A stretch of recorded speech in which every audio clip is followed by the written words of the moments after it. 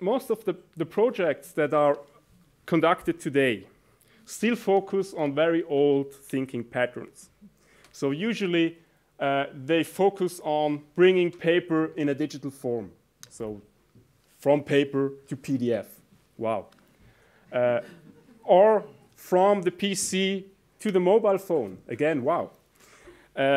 Or they do what they should have done years ago, namely bringing your personal information or information that is paid by taxpayers to the public.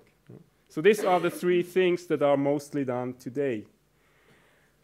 There are seldomly projects, or only couple of projects that really focus on creating drastic value, that try to really re-engineer, rethink the way how processes should be conducted, what actually can be done from the government perspective, and what is actually smart government.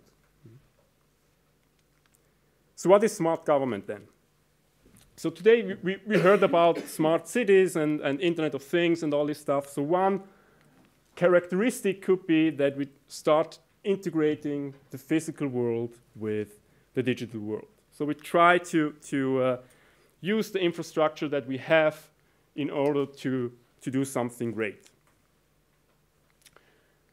A little bit more complicated, and that's actually, for me, the most important point is to anticipate a little bit events and needs of citizens, which is a little bit more complex. So actually, not only to collect data, but do something useful with big data.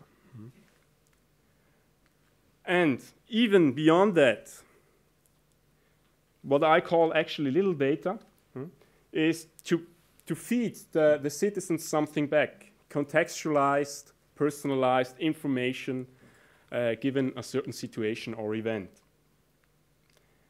Then another characteristic could be robotization.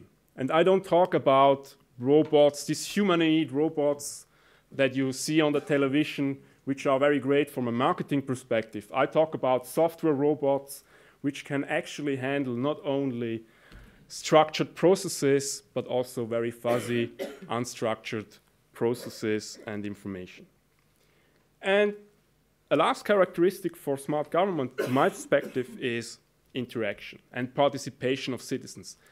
We should actually think of how to engage people, how to motivate them to use our services and not to fear the event of looking information, etc., as it is today.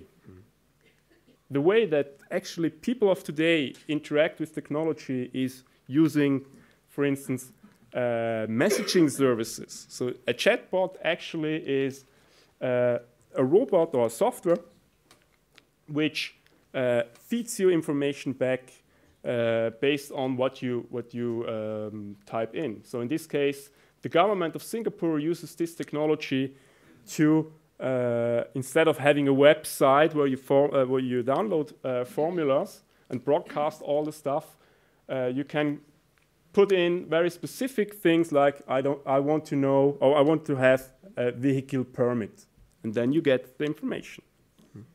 So this is a completely different way of interacting with citizens. And actually, it's great because also elderly people use messaging services. So my mother actually uses more WhatsApp than I do.